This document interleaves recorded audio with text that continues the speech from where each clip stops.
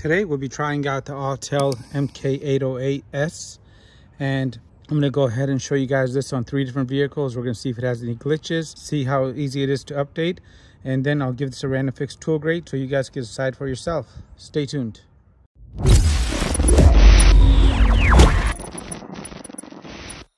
Hi everybody, welcome back to the channel. So we got the MK808s, and this is the 2023 version of the MK models here. So it has Android 11, it has a 7-inch screen here. It's got the ability to go and clear codes, the auto vent technology, which we'll go ahead and try out, and it could do the relearn on the parking brakes. And on some of the vehicles that have very early stage theft deterrent systems, it could program the keys, could help with the diesel vehicles. It could do steering wheel angle sensors. So we're going to go and see which ones apply to which cars. And so this is the box, and I'll show you guys what's inside here in a little bit. And to set this tool up, you do not need a computer. Since it's got built-in Wi-Fi, you could go ahead and activate. And it does come with 1 year of service included. And after the 1 year, I believe the renewal is about $100 to $120, which is not too bad, and works on 150 different makes. So let me show you guys the box now. This is the container here. It comes with this nice hard shell case as well. So inside the box, we have the unit. Comes with the OBD2 connector cable, so basically this just screws in here. The other end connects to your vehicle. We got our owner's manual up there. We got a USB-A connector right here, and so I'm a little disappointed that it does not have USB-C for this. And we get a charging brick to go and charge the unit, and the unit does charge when it's plugged into the vehicle, and it will actually display the battery voltage of the vehicle for you too, which is really useful. If you're working on a vehicle and you're trying to program something and your battery voltage is below 12, you want to keep that in mind. So whenever you're doing something super important, always make sure that your battery voltage is good. And the last thing that's included is going to be this cleaning cloth, so you can go ahead and clean the screen, which I'll go ahead and do now, just so it's a little clearer on the video, and then we'll connect to the vehicle. So first, let's look at the unit right here. So I got the unit, as you can see. This has a cool mount on the back, so you can actually put it onto your steering wheel. A lot of times when I'm working at a shop, what I'll do is I'll actually go ahead and use it from the outside, so you can go stand outside and take in the fresh air instead of being cramped up inside of a car. The unit is on now. The unit feels really good, and it's got these nice rubber handles. And on top, we got a power switch up here. We have a USB port right here. We got an SD slot, so you can put an SD card in there whenever you run out of room. And we got the charging port right here on the back. Pretty basic, nothing too crazy as far as options or expansion ports. This one does not have any of those on the back, but it does work with some of the add-on accessories you can buy. So there's a battery tester. I believe there's going to be one of those scopes too, so you can go and look down a spark plug hole, so you can connect to those. If we turn on the unit, we scroll down, you can see that this one does not have an option for screen recording, so I apologize about any glare in this video. So we got the unit here. It has over 28 different items you can go and service. So if you want to do oil reset or parking brake for the rear brakes, you can do that. You can do a TPMS relearn. We got the battery registration right here, and brake bleed, immobilizers, injectors, steering wheel angle sensors. You got a C calibration tool. So you'll see a lot of these hot service functions, they call them. But just know this, just because it's listed does not mean that your vehicle is going to be supported. So I'll show you guys that in a little bit throughout this video on different vehicles. So keep that in mind, and always verify what is supported for your vehicle by emailing the vendor your VIN number, and they'll send you a list of supported features. So now let me connect to the vehicle. And whenever you're connecting to the vehicle, so you want to make sure that your check engine light is on. So you'll know that your ignition is on when your check engine light is on. It's the yellow one right there. And this end just connects down to the vehicle underneath in that port right there. So it just goes in one way, really easy. And now let's go into diagnostics. So this is the diagnostic menu. We have OBD2, or you can choose the make. So this scan tool is worth its weight in gold for this reason, guys. A lot of the cheaper OBD2 readers you buy only let you access this particular protocol here, which is basically going to be for the onboard diagnostics. So any vehicle 1996 and newer will have this. However, on this particular scan tool, you can go and access the OEM side of the vehicle. So this is going to give you a lot more information, and you can pull up information from different modules or different computers. So there's computers that operate the engine, the transmission, transmission, the airbag systems, the body control module. There's a lot of different computers. My last vehicle, which was a Mercedes-Benz, had probably over 20 computers. So they're just going to keep putting more and more computers in these vehicles. So over here, I can choose to go through this whole menu here, and there's going to be over 150 makes. So this is going to take a lot of time. So what I like to do is just choose the area of the world the car came from. So we know this is a Honda here, and we can choose Honda right here. Acura is separate, or what you can do is just use this automatic VIN detection button up here. Hit auto detect. As long as your ignition is on, it'll go through and retrieve the VIN number off the vehicle. And on this one right here, the VIN is not being detected. And that's okay. At least you guys can see it for yourself and you get to make a decision. But now let's go through history, because I've actually scanned this vehicle. One of the very first vehicles I scanned, because this vehicle has an issue with the catalytic converter system. The catalyst is basically not working the right way anymore. I'm supposed to buy a new catalyst, but I'm trying to go and fix this, so I don't have to buy a $2,000 part. I'm going to show you guys that in a little bit. So we're going to actually pull up the information from one of the oxygen sensors. And this vehicle had some lights on for airbag and other different items. So let's go through those hot functions really quick, guys. You can see now that all these hot functions are available, right, for this vehicle. Not all of these basically even apply. So we got the electronic parking brake, and this vehicle does not have electronic parking brake, because you can see the parking brake right there. Just know that, and that will make your expectation level a lot more manageable. So the hot functions are a lot better on newer vehicles, as it'll display only hot functions that work for your vehicle. This is a 04, so I expect little tiny glitches like that to happen, where it shows a service that is actually not available. Let's go to service now, and here I can go ahead and do maintenance, powertrain, chassis, body, and SCS. These are some of the different things I can do here. And let's just go to maintenance. I can go and reset the maintenance if I wanted to. And on this particular vehicle, you cannot do it with the tool. You have to do it with this option right here. It displays both for you. If you choose the one that is not available, it'll basically give you a little warning that this is not available, and then you're going to have to do it without a tool. You can see that this function is not supported, and now this is going to give you the directions on how to do this without the tool. Powertrain, could do the same thing. We could do little adjustments. Chassis, steering wheel angle sensor, body, tire pressure monitoring system. This does not have a tire pressure monitoring system. Immobilizer, headlight. So let's try out the diagnostics now. And now I'm going to go and just do auto scan. So it's going to scan every one of these modules, and we'll see how quickly this gets done. Gives you directions on what you need to do. And now it's going to go and scan everything. We have a percentage meter right up here. And this is what I was talking about, making sure that your battery voltage is above 12 volts. If you're going to go and reprogram anything or do any sort of calibration, do it when your battery voltage is good. If your battery is not in the best state or it's taking too long, put the battery on a battery tender or some sort of maintainer while you're doing any sort of programming. We can see we have a fault code here for the safety restraint system, and a lot of these Hondas basically have a pre-tensioner or buckle issue, so that's pretty common. And by the way, while the scan is happening, if you guys are enjoying the video, make sure you guys give the video a thumbs up. It's giving you guys some good information. And if it's not, go ahead and give the video a thumbs down. Just let me know why in the comment box down below, and I really appreciate your support. Enjoy. So we are at 76%, and we found no additional fault codes so far other than the SRS.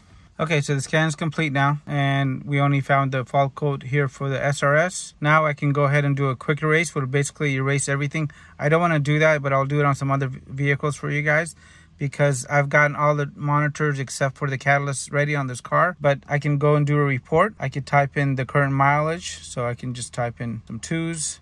If you're using this for a shop, this would be great compliance and record keeping. Maybe you want to do a scan before and after the repair, and that way you have some better records that you're not going to lose and have to worry about keeping track of the paperwork, because this will go ahead and do it for you. We can now go and save this to the cloud. I can just hit save right here, and you can save it as a PDF. And I would put the license plate number in and the customer's name, phone number, and any notes. So that makes it really easy. Let's hit escape here. We can go into this fault code here for the SRS. And now we got the SRS system. We got the position detection system. So let's go here.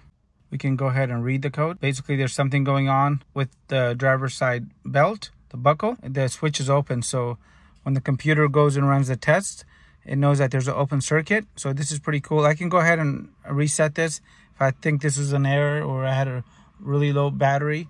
But I actually know this is a problem on here, so I'm going to leave this information here. but you guys can see that it worked. And now let's go back a little bit and we can go and try out the diagnostics on the vehicle. Let's go to control unit, and I'm going to go to the engine, and I can go and get the ECU information. So it might give me the VIN number. I can read codes, race codes, check the readiness monitors. So this is what I was talking about earlier. In California, we have to smog our vehicles. All the monitors except one, which is normally the evap, have to be ready.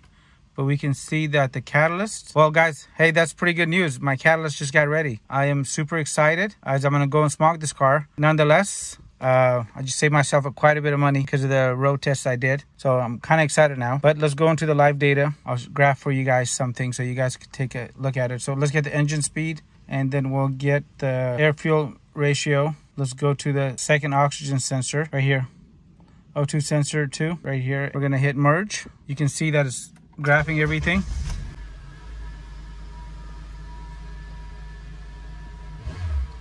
And you see that the oxygen sensor, the second one, whenever I give it gas, it just kind of jumps around. Well, that's not supposed to really do that. Once the car is warmed up, which this car isn't right now, it's still a little bit below temperature. Tell right there. The second oxygen sensor that's behind the catalyst is supposed to stay steady if the catalyst is working correctly. That's why a scan tool like this is so valuable. Basically, me doing my own diagnostics and changing out a NOx sensor that this told me was bad. I changed out the NOx sensor, which took me about 10 to 15 minutes. Part was $60, and I saved myself $2,000. And this car doesn't even belong to me. It belongs to a family member that they could not get the monitors ready. So I said, let me go ahead and try it out. Let me see what I can do. I'm really excited to give them the good news now so they can go and get the smog. But you guys can see the data, there's no delay. The screen is really clear. Everything's color coded, so you can keep track of everything. So that's pretty cool. Now I'm gonna go jump behind a few other vehicles, and make sure you guys stay tuned because I know I'm gonna get a lot of questions about bi-directional support or active tests. So I'm gonna go show you guys if this has that and if it really works, and give you guys a visual demonstration of it so you guys could go ahead and see it for yourself, if that is really supported and that feature is really there. All right, so I was really excited, guys, to go and deliver the good news, but I used my other little OBD2 reader here, and it shows that the catalyst is not ready. So I don't know what's going on, but that would really piss me off if this happened to me. So let me go and use this on the OBD2 side to see if there's a glitch on the Honda side, because this doesn't make sense. Okay, so there's the Honda side right here. Shows complete. This is what I was so excited about. Let's go back over to the main page. We'll access OBD2. So any vehicle 1996 and newer, check this. And you can see that the catalyst monitor is incomplete. Yeah, this is definitely a bummer. Really good brand of scan tools, and I'm surprised that they had this issue, or if maybe they don't know about it. That would really ruin your day if you went down to the smog station and they went and tested it and this records on Carfax or AutoCheck, and you had a very expensive vehicle. That might go and put a ding on your Carfax, and maybe a dealer might try to use that information to get your car a little cheaper on trade-in. You might have a hard time selling it. So for that, I'm gonna go ahead and make a little adjustment to the score at the end, just because that kind of data inaccuracy could really throw you off. If you guys look at this right here, since last cleared, a lot of people go and clear data before you get there, and the smog monitors really aren't ready. This is how you check, right? Normally you want to go through the Honda side, but on the OBD2 side you can go and check and see what's really happening here. So this has the catalyst monitor incomplete. Let's go to vehicle information, and it tells me that one monitor is not ready. I could access live data from here as well too. Hey guys, give the video a thumbs up if you guys want to make up for my loss of joy when I found out that the catalyst monitor is really not ready. And now let's try it on this Mercedes-Benz Sprinter. This is a 906. I have it hooked up right here. To find the OBD2 port is pretty easy. It's going to be somewhere in the driver's side footwell area. Sometimes you have to access a cover like this, maybe under a cover just like that. We're connected, ignition is on, and let's go to diagnostics, and I'm going to go to European, and obviously we can access OBD2, but I don't want to do that. I actually want to enter the Mercedes-Benz side. So here's Mercedes-Benz. On something like this, you have to watch out. So it might be under Mercedes-Benz, but most likely it's under the Mercedes-Benz LD or light duty or light diesel vehicles. It does come with a screen protector like that. I'm going to remove mine, and we're going to do an automatic scan to see if this works. Let's try this read function here. I'm sorry about the glare here. So it's acquiring the VIN. So automatically detect the VIN. So just like I said, there's an issue. So if this happens, you know you might have an issue as far as you might have chosen the wrong vehicle, but we're just gonna go ahead and choose Sprinter. And this is a 906. If you have a Mercedes-Benz, normally if you check the area, you'll have the VIN number. Then you'll have these little plates right here. And this is known as a rescue card. You scan this, but it'll tell you that this is a 906 right here. And on this vehicle, I actually had to jump this earlier, so you can see the voltage is under 12 volts at 11.57. And if you have a vehicle where the battery goes dead, you're gonna see a bunch of issues. So what you wanna do is always begin off with clearing up all of the fault codes. And if the battery doesn't recover, replace the battery, then go through the diagnostics. Because if you have a bad battery, you're gonna get all sorts of issues that are not really prevalent in the vehicle, and you might be spending thousands of dollars on the repairs where you really just need a new battery. Some of the repairs could be it needs a new transmission. It'll just start jumping around. Some things in the car won't work. The navigation will just cut in and out. So right here we can see that we have 7 fault codes here. Nothing in the transmission. We have one for the ESP, 4 fault codes there. And let's let this go through and see what happens. I'm really happy with the speed of the scan. Normally on Mercedes-Benz's it takes upwards of 10 to 15 minutes. This all got done in under 4 minutes, so that's pretty cool. And let's go ahead and try to see if the quick erase is gonna work. So the quick erase was effective and it cleared up everything. And so this is a good sign. On this vehicle, there's nothing that automatically got detected again as far as an open loop error. So I'm gonna go back again. And let's go to some of the hot points. If we go to the main screen here, we have diagnostics and we have service. If you go into service, you'll see that all these services are listed here. However, most of these are not going to work for this vehicle. So if we go back and we actually enter this particular vehicle, let's try this auto detect feature here and see how well it does. And these are the only 2 service items that are actually going to be available here. Let me show you what they are. We have the oil reset and the DPF screen particulate filter. And on this, you can do a reset. So there's not going to be as much support as you think on all vehicles. So keep that in mind. The best thing to do is actually email the vendor your number and they'll give you a list of all the supported features.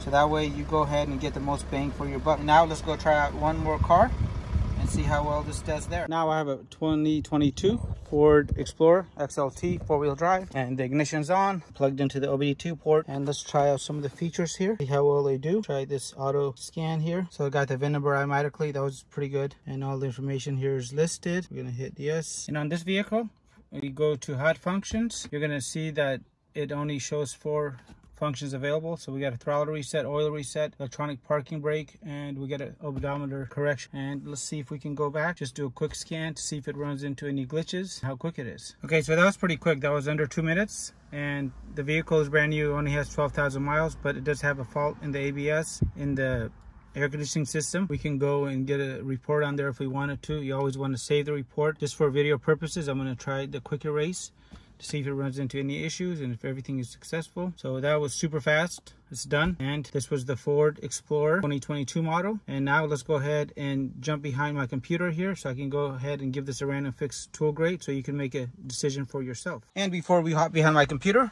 I know I'm going to get a lot of questions on whether this has active test or bi-directional support. So basically what that means is not only can it read information from the computer, it could also send a command to the vehicle.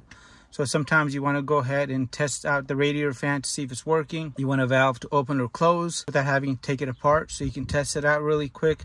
I like to do this in a way where I can visually show you guys. So this is going to be the vehicle. I got the ignition on, and what I'm going to do is I'm going to send a command to the vehicle to increase the fan speed here. So we're going to hit OK, and you could do live data too, so you could actually monitor the data to see what's happening there. But I sent a command to increase the fan speed. You guys can see the fan is on now, and I can go ahead and send a command to decrease it. And having the bi-directional support is really nice, especially on the newer vehicles.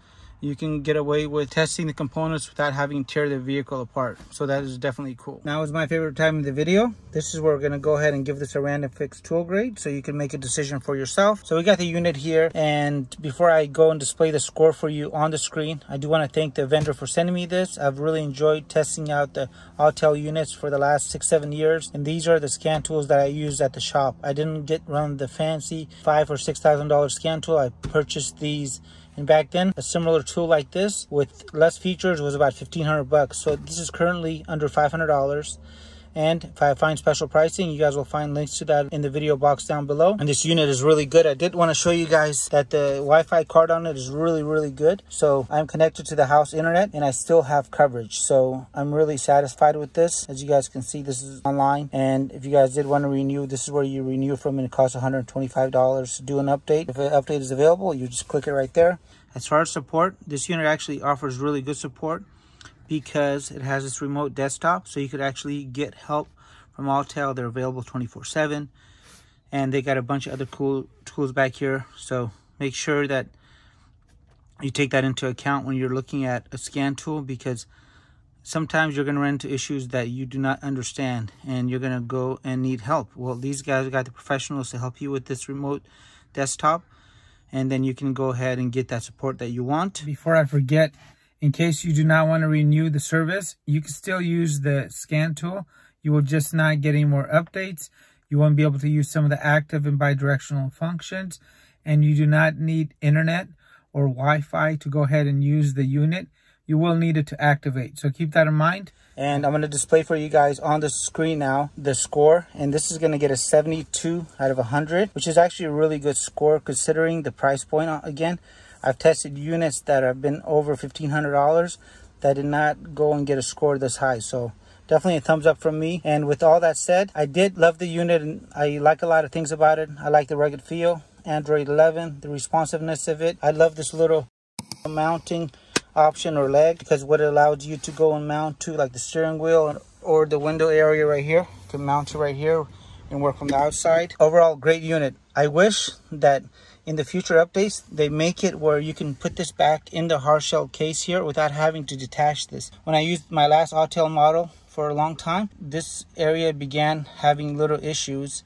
So taking it on and off 2 or 3 times a day really does wear out the unit. So that would be nice if they can just make a little cutaway in the case so we can go ahead and store this without having to detach that. And other than that, with just a few little glitches that we noticed with the catalyst monitor, the unit is a real bargain for the price set. If you have any questions, please don't hesitate to leave them down below. If you guys enjoyed the video, give the video a thumbs up. If you guys enjoyed the contents of this channel, consider subscribing, as it really helps the channel out and I really do appreciate it. And I'm going to leave you guys off with a few things at the end of this video here, so you guys will find playlists for bidirectional scan tools and other scan tool reviews, so you guys can check that out. And if you're in the market, check this out, and we'll see you guys on next video, and make it a great day.